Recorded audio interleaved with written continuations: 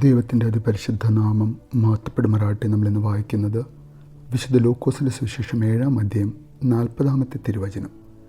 യേശു അവനോട് പറഞ്ഞു, ശിമയോനെ, എനിക്ക് നിന്നോടൊരു കാര്യം പറയാനുണ്ട്.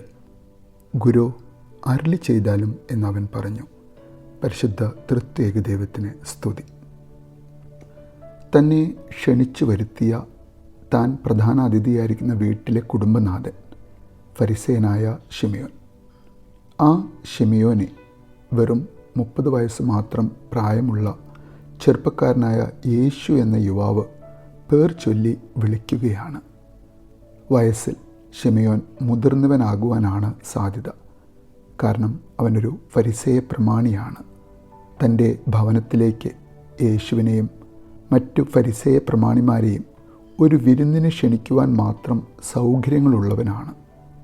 അങ്ങനെ വയസ്സിൽ മുതിർന്ന ശിമയോന് ഒരു നിമിഷം യേശു തൻ്റെ പേർ ചൊല്ലി വിളിച്ചപ്പോൾ ഒരു പ്രയാസം തോന്നിയിട്ടുണ്ടാകാം, അല്ലേ? എന്നാൽ തൊട്ടടുത്ത നിമിഷം താനിപ്പോൾ എന്താണ് മനസ്സിൽ ചിന്തിച്ചത് എന്നും ആ ചിന്തയെക്കുറിച്ചാണോ ഈ ചെറുപ്പക്കാരൻ തന്നോട് സംസാരിക്കുവാൻ പോകുന്നത് എന്ന ചിന്തയിൽ ഒരു നിമിഷം ശിമയോൻ ഒന്ന് പകച്ചിട്ടുണ്ടാകാം, അല്ലേ? എന്തായിരുന്നു ശിമയോൻ മനസ്സിൽ ചിന്തിച്ചത്? ഇവൻ പ്രവാചകനാണെങ്കിൽ തന്നെ സ്പർശിക്കുന്ന സ്ത്രീ ആരെന്നും ഏതു തരക്കാരിയെന്നും അറിയുമായിരുന്നു.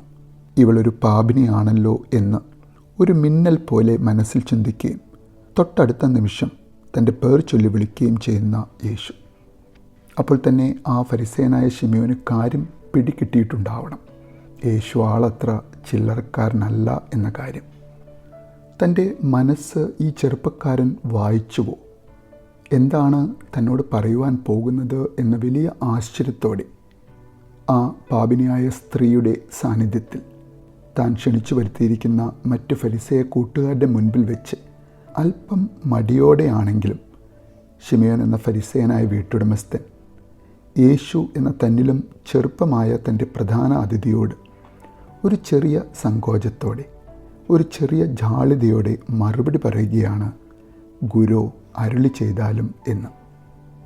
ഇന്ന് ഒരു പക്ഷേ നമ്മുടെ ജീവിതത്തിലും ഇടയ്ക്കെല്ലാം ഇങ്ങനെ ജാള്യതയോടെ, ചെറിയ സങ്കോചത്തോടെ യേശുവെ, അരുളി ചെയ്താലും എന്ന് പറയേണ്ട സാഹചര്യം നമുക്ക് ഉണ്ടാകുന്നുണ്ടോ?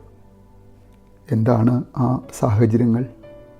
ഞാൻ ചെയ്തു പോകുന്ന അബദ്ധങ്ങൾ, ഞാൻ പറഞ്ഞു പോകുന്ന എൻ്റെ കൈവിട്ട വാക്കുകൾ, ഞാൻ അധർമ്മമായി ചെയ്ത എൻ്റെ പ്രവൃത്തികൾ, എന്തിനധികം ഞാൻ മാത്രം കാണുന്ന, ഞാൻ മാത്രം അറിയുന്ന എൻ്റെ ഹൃദയ വിചാരങ്ങൾ, ആ ഹൃദയ വിചാരങ്ങളിൽ വന്നുപോയ എൻ്റെ വീഴ്ചകൾ, അങ്ങനെ എൻ്റെ പരാജയങ്ങൾ, എൻ്റെ വീണുപോയ ജീവിത സാഹചര്യങ്ങൾ, ഈ സമയങ്ങളെല്ലാം നീ അത് കണ്ട് എന്നോട് വന്ന് ചോദിക്കുന്നുണ്ടാകുമോ ഈ ചോദ്യം? എനിക്ക് നിന്നോടൊരു കാര്യം പറയാനുണ്ട് എന്ന ആമുഖത്തോടെ. തീർച്ചയായും നമുക്കും ആഗ്രഹിക്കാം നമ്മുടെ ചിന്തകളെ, നമ്മുടെ പ്രവൃത്തികളെ ഓഡിറ്റ് ചെയ്യുന്ന ഒരു തമ്പുരാൻ, മെശിഹ കർത്താവ്, നമ്മുടെ സ്നേഹിതനായ യേശു.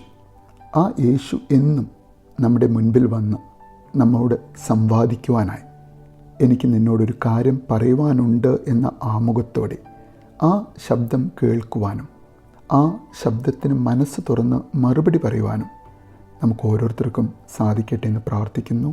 നല്ലൊരു ദിവസം നേരുന്നു.